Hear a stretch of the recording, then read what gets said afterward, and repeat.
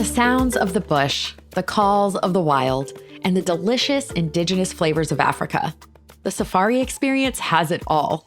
But deciding on where to plan your safari when there's an entire continent of options to choose from? Not easy. Thankfully, Sherwin Banda is back with us again today to share his favorite safari locales for every level of adventure seeker, lover of luxury, and food and wine connoisseur listening. If you want to plan a safari, but you really need to narrow down your options, then turn up the volume. We've got you covered. So, Sherwin, can you tell me about your favorite safari for animal sightings and what you'll see? Migration. The wildebeest migration in Kenya and Tanzania, large herds, epic wildlife viewing. And what time of year is that usually? The migration happens year-round.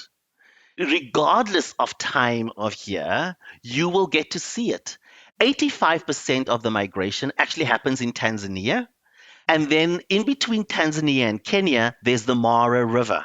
And most people, when they see the river crossing, that's when the wildebeest are leaving Tanzania and crossing the river to go to the Mara, or leaving the Mara going back to the Serengeti. So it's year-round, regardless of the time of year you go. So in Kenya, it's best July through November.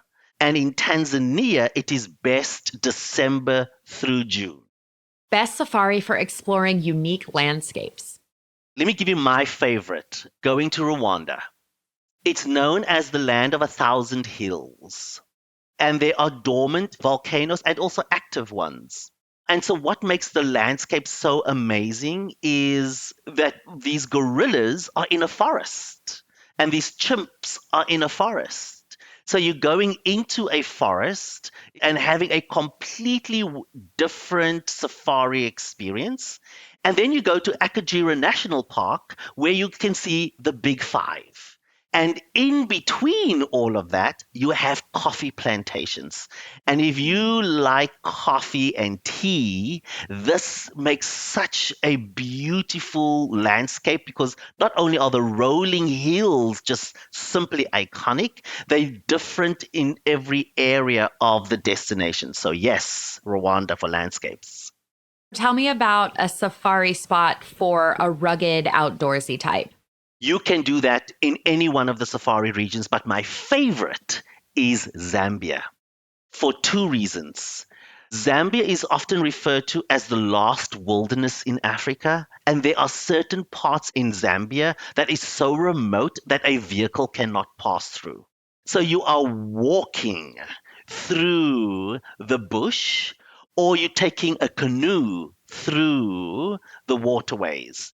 That makes for really cool, adventurous experiences in ways that you cannot have anywhere else in Africa. That feels like a real adventure, like you really did something. You were out there exploring for real. Let's look at the opposite of that. What is your favorite number one most pampered safari spot? Everyone in Africa will kill me if I just mention one, but I like Botswana. Botswana has always been on the top sustainability lists because the government has limited the size of camps in Botswana.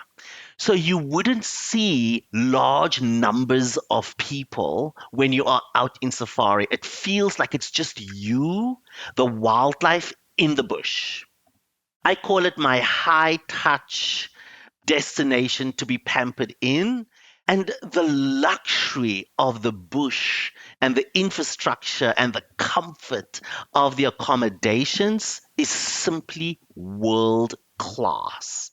And because we can do all these different sightseeing opportunities, we can also combine Botswana with Victoria Falls.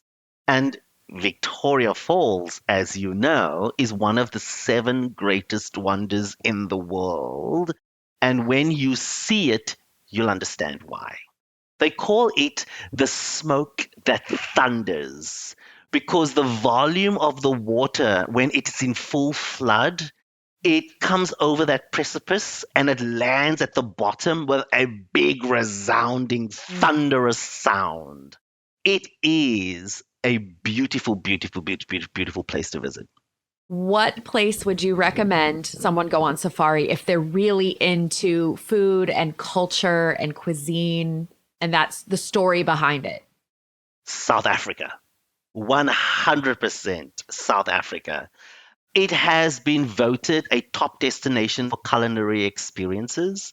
Fun fact, South Africa has 11 official languages.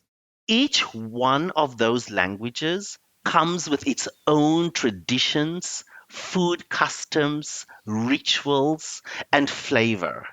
And you could literally go through an eating safari in South Africa based on just the unique cuisine there.